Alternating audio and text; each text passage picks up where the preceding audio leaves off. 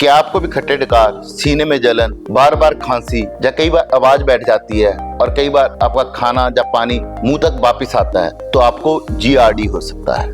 GERD यानी कि gastroesophageal reflux disease. तो सबसे पहले समझते हैं GERD होता क्या है। नॉर्मली जब हम खाना खाते हैं तो खाना हमारी फूड पाइप से होके स्टमक में जाता है और यहाँ फूड पाइप और स्टमक का जंक्शन होता है। वहाँ पे बॉडी में एक वॉल्व होता है जो कि वन वे वॉल्व की तरह काम करता है कि खाना ऊपर से तो आएगा, पेट में चला गया और वहां से वापस नहीं आ सकता। पर कुछ लोगों में ये जो जंक्शन है, जो ये स्फिंक्टर है, ये लैक्स हो जाता है यानी कि लूज हो जाता है। इसकी वजह से जब हम खाना खाते हैं, खाना पेट में तो चला गया और जब पेट उस खाने को क्रश करता है तो ये खाना और एसिड मिक्स होके रिफ्लक्स ऊपर की तरफ आने लगते हैं। तो इसको GERD बोलते हैं। तो इसके लिए लोग अक्सर करते क्या है, वो बहुत लंबे समय से एंटी एसिड गोले यानी कि PPI वगैरह खा रहे हैं। तो उससे होता क्या है बेसिकली कि जो स्टमक में एसिड बन रहा था हमने उसको कम कर दिया। रिफ्लेक्स अभी भी आ रहा है पर जो पहले एसिडिक रिफ्लेक्स था यानी कि तेजाब ऊपर आ रहा था, अब वो नॉर्मल पानी की तरह वो ऊपर तो आ रहा है पर पेशेंट के सिम्टम आने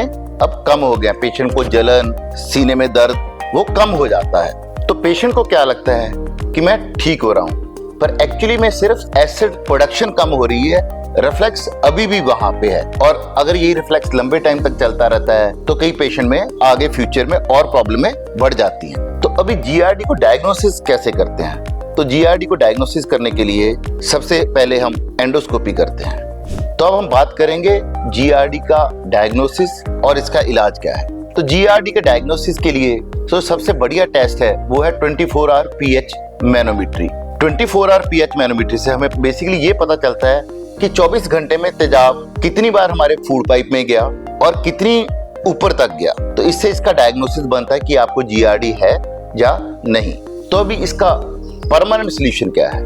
इसका परमानेंट सॉल्यूशन है सर्जरी, जिससे हम लेप्रोस्कोपिक सर्जरी के जरिए पेट के अंदर जाके एक आर्टिफिशियल स्फिंक्टर क्रिएट कर देते हैं फूड पाइप से, जिससे वो रिफ्लेक्स जो है वो बंद हो जाता है। तेजाब तो अभी भी आपका स्टमक का काम है, तेजाब बनेगा, पर अब वो तेजाब ऊपर जाना बंद हो जाएगा और आपके जो सिम्टम है, जो कि छाती में जलन है, डकार आना है, वो बंद हो जाते हैं और आपको एक परमानेंट इलाज मिल जाता है। तो अगर आपको भी लंबे समय से तेजाब बन रहा है और आप तेजाब की गोलियां खा के अच्छा महसूस कर रहे हैं, तो एक बात ध्यान रखिए कि हमारी मालवा बेल्ट में फूड पाइप का कैंसर बहुत कॉमन है और इसका प्रमुख कारण GERD है।